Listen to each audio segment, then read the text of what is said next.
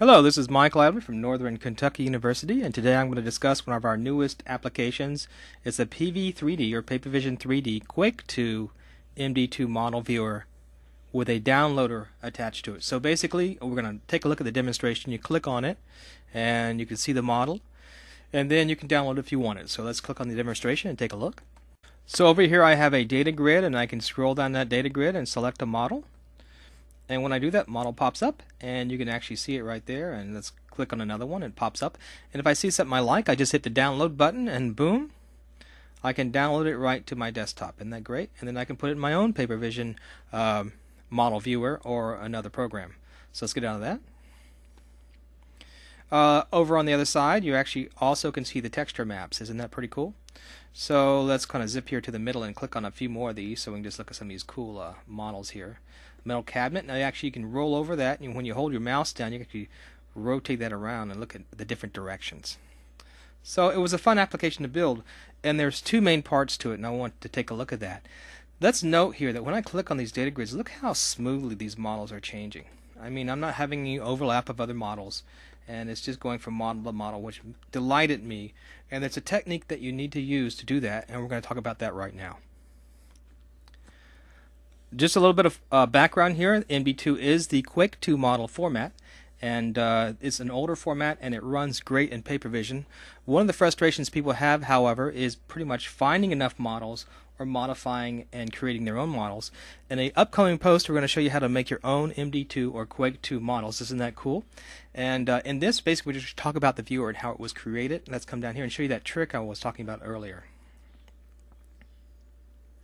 Now you can find lots of models out there. There's anxieties over finding models, but it's a great binary format that works well in Papervision.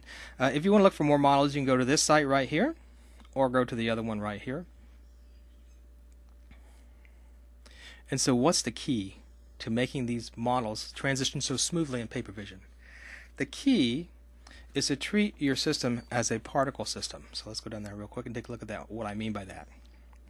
Pretty much what you want to do is have each model in its own container, and you can do that using a for loop.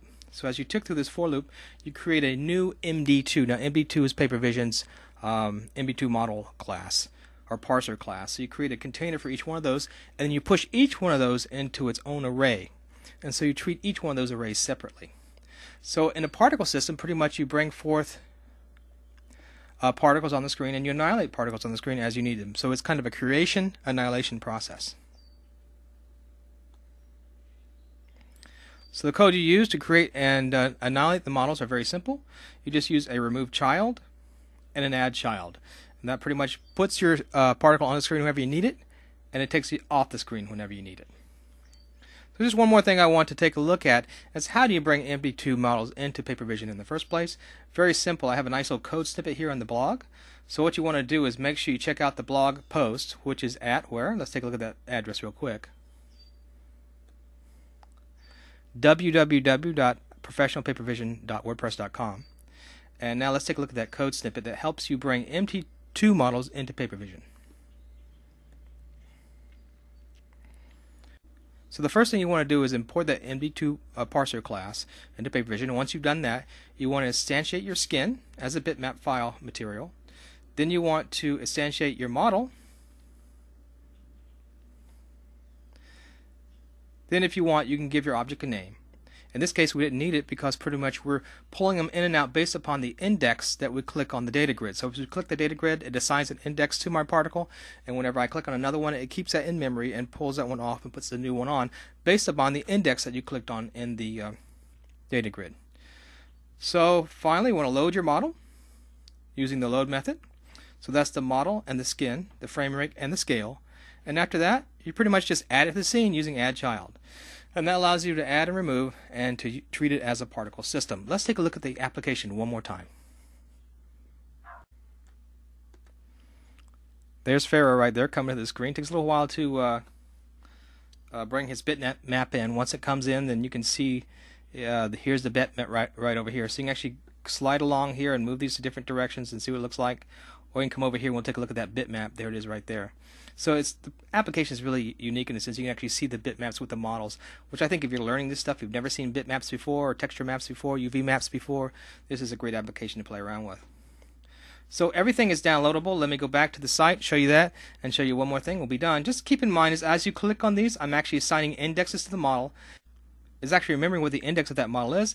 And when I click on another model, for example, the skeleton, it re-indexes it and it removes the previous index. So isn't that cool?